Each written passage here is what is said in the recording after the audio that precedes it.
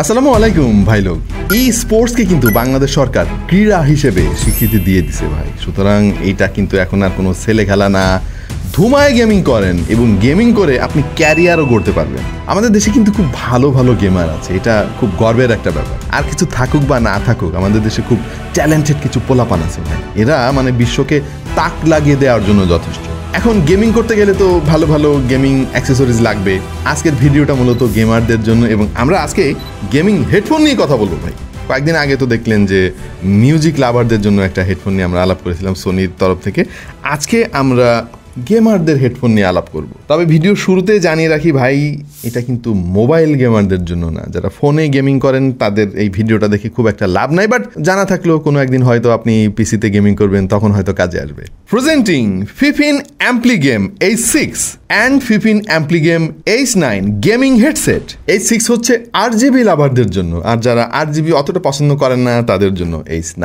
এই প্রোডাক্টগুলোর কিন্তু ব্যাপক চাহিদা মার্কেটে, কিন্তু খুবই আন্ডাররেটেড। মানে এগুলো নিয়ে খুব একটা কথাবার্তা বলা হয় না। এখন যেহেতু ই স্পোর্টসকে জাতীয়ভাবে স্বীকৃতি দেওয়া হয়েছে, সুতরাং এই জিনিসটা কিন্তু এখন সত্যি সত্যি সিরিয়াস হয়ে গিয়েছে। সো এই মার্কেটটা কিন্তু গ্রো করবে খুব শীঘ্রই। আর যারা হেডফোন কিনতে চান গেমিং হেডফোন, আশা করছি আজকের ভিডিওটা তাদের জন্য বেশ কাজে আসবে। আমরা প্রথমে H9 মডেলটা নিয়ে একটু আলাপ করব। তবে তার আগে জানিয়ে রাখি, এই হেডফোনগুলো কিন্তু আমাদের কাছে পাঠিয়েছে ফেমাস গ্যাজেট এবং তাদের কাছে এই ধরনের ব্যাপক কালেকশন আপনারা পেয়ে যাবেন খুবই রিজনেবল প্রাইসে। যেমন এই মুহূর্তে H9 তাদের কাছে পাওয়া যাচ্ছে মাত্র 4,390 টাকায় এবং H6 পাওয়া যাচ্ছে মাত্র 4,300 টাকায়। সঙ্গে রয়েছে 6 মাসের অফিসিয়াল ওয়ারেন্টি। মাল্টিপ্লান সেন্টারে তাদের ফিজিক্যাল শোরুম রয়েছে, আপনি চাইলে সেখানে গিয়ে টেস্ট করে দেখে তারপর কিনতে পারবেন। আর এরকম হেডসেট ছাড়াও কিন্তু ফেমাস গ্যাজেটের কাছে প্রচুর গ্যাজেট অ্যাক্সেসরিজ পেয়ে যাবেন খুবই সুলভ মূল্যে। দুটো প্রোডাক্টের ডিটেলসই আমরা আমাদের আজকের ভিডিওর কমেন্ট সেকশনে পিন করে দিচ্ছি। অলরাইট, গেমারদের তো অনেক সময় ধরে আসলে এই ধরনের হেডফোন পরে রাখতে হয়, সুতরাং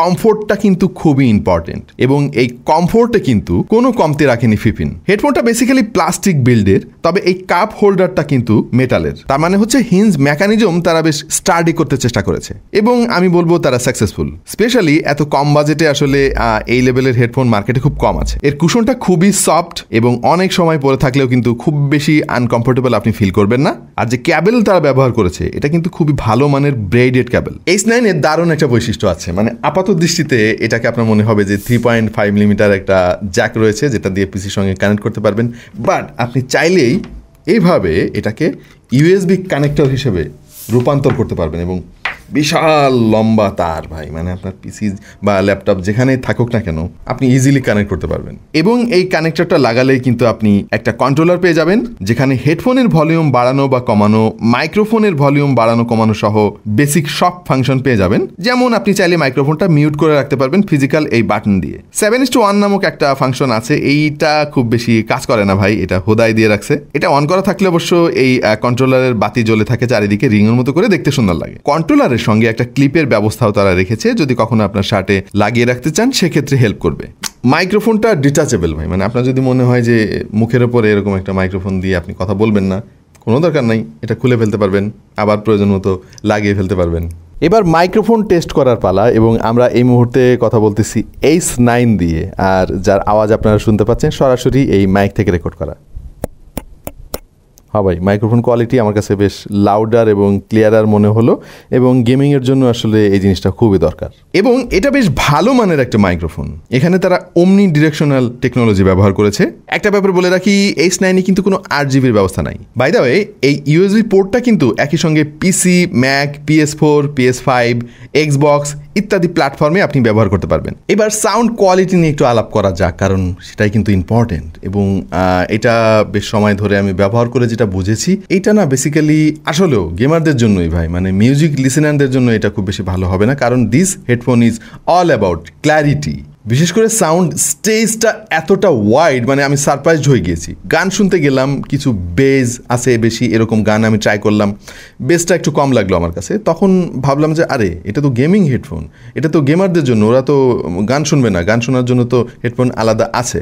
এই সাউন্ড স্টেজটা খুব ইম্পর্টেন্ট, কারণ হচ্ছে আপনি যখন গেমিং করবেন এনিমি কোন দিক থেকে আসতেছে, তার যে নাড়াচাড়া, তার যে ফুট স্টেপ, এগুলো ক্লিয়ারলি আপনি শুনতে পাবেন এবং এটাই দরকার।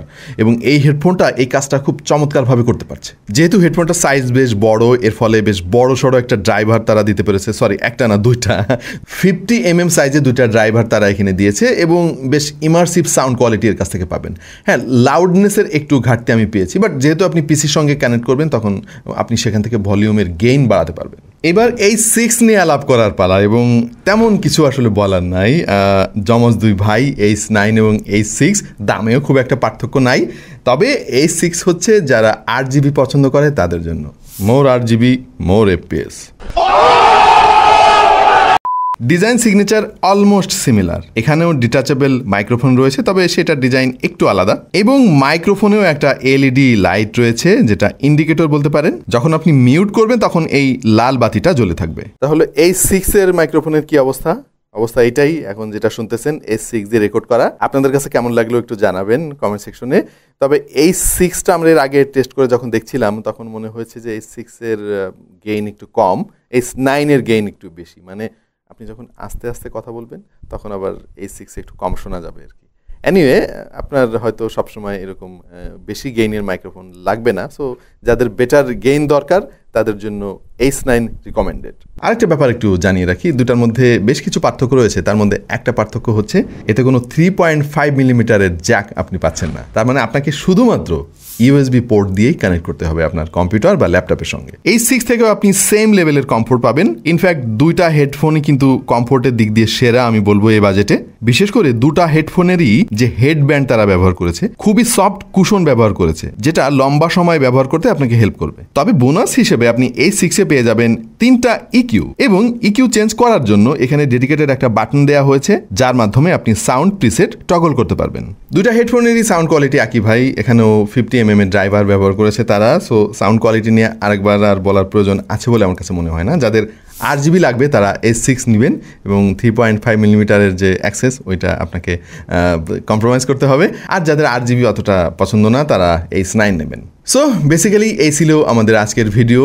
আর এই হেডসেটগুলো কিন্তু শুধুমাত্র যে গেমারদের জন্য তা না, আপনি যদি লাইভ স্ট্রিমার হয়ে থাকেন তাহলে কিন্তু এগুলো অনেক কাজে দেবে আপনার। আপাতত এই পর্যন্তই, দেখা হয়ে যাবে অন্য কোনো ভিডিওতে ভিন্ন কোনো বিষয় নিয়ে। সেই পর্যন্ত সবাই ভালো থাকুন, সুস্থ থাকুন, আর দেখতে থাকুন টেক টু দ্য পয়েন্ট।